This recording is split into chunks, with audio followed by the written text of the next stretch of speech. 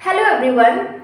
I just wanted to take a moment to thank you all for your love and support on my previous video. It's really tough out there to grab people's attention these days, but I am so grateful that you guys enjoyed it. It honestly means a lot to me and it motivates me to keep creating more content like that. So, thank you so much. I think this applies to any creator, not just me. When you are working hard on your craft and people appreciate your work, it's like a sort of energy and motivation. It makes you feel seen, heard, and valued. So, thank you all again for your support. It means the world to me, and I am excited to share more content with you in the future. Just support me like this, and I will be motivated. Okay, so guys, also I just wanted to share a little update with you all. I am super excited because we are just a step closer to reaching a milestone. Yes, we have just started and it feels like a dream come true. Soon we will be a family of 100 on YouTube. I know it might seem like a small number to some, but for a beginner like me, it's a huge deal. It means that people are actually watching, engaging, and supporting my content, and that's all the motivation I need to keep going. I know it's just the beginning, and there is so much more to come. I am grateful for each and every one of you who has been a part of this journey so far. Your support means everything to me, and I am excited to see where this journey takes us. So, yes, this is little announcement. I know, but I think we should, celebrate small wins, small achievements. That's what life is. Well, let's talk about today's topic. So, today I will teach you what is self isolation. You might have heard this term being thrown around a lot, especially during the pandemic. But what does it really mean? Self isolation is when you deliberately separate yourself from others, often due to feeling overwhelmed, anxious, or just needing some time to recharge. Now, self isolation can be both positive and negative, depending on the context. On one hand, taking time for yourself can be super beneficial for your mental health. It allows you to reflect, relax, and rejuvenate. But on the other hand, excessive self isolation can lead to feelings of loneliness, disconnection, and even depression. So, let's dive deeper into what self isolation is, its effects, and how we can use it in a healthy way. Okay, whether you are someone who loves spending time alone or you are struggling with feeling of isolation, this conversation is for you. Okay, and yes, this is for me also because I also face sometimes. So, while making this video, I learned a lot. Okay, so everyone learns a lot in their life, so let's start. So, why am I talking about self isolation? This is the basic question. Why is it important? The truth is, self isolation is something that many of us experience at some point in our lives. Whether it's due to stress, anxiety, or just feeling overwhelmed, we might find ourselves withdrawing from social interactions and isolating ourselves from others. And that's okay. That's totally okay. But what's important is recognizing when self isolation is becoming a pattern and understanding its effects on our mental and emotional well being. By talking about self isolation, I want to help you understand that it's not just about being alone. No, it's about being aware of our own needs and boundaries. It's about recognizing when we need to take a step back, recharge, and prioritize our own well being. And it's also about knowing when self isolation is becoming unhealthy and taking steps to address it. Now, let's talk about effects of self isolation. Okay, and we will talk about both positive and negative effects. Okay, let's talk about positive side. On the positive side, self isolation can be super beneficial. Yes, super beneficial. How? It can give you time to reflect on your thoughts and feelings, recharge your batteries, and focus on your own well being.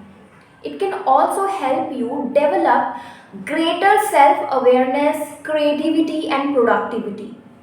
Just think about it, when you are alone, you have the space to explore your own interest, learn new things, and work on personal projects.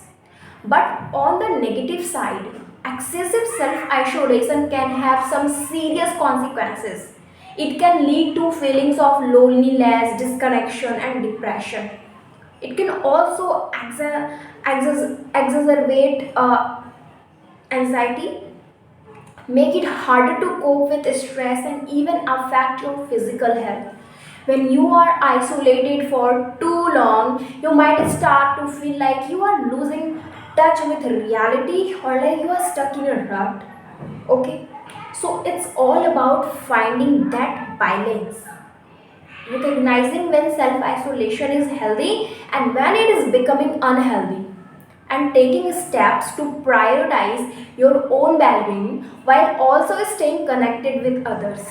This is what self isolation is. This is what I am talking about, and this is what I am trying to convey you. So, now let's talk about how we can use self isolation as a good way.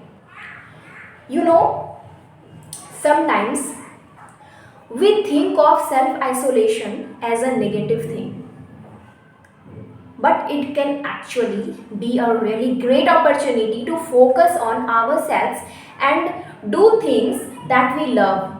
So, what are some interesting activities you can do in self isolation? Let's talk about this. First of all, you can use this time to learn something new. Whether it's a new language, a new skill, or a new hobby, self isolation can be a great time to explore your interests and passions.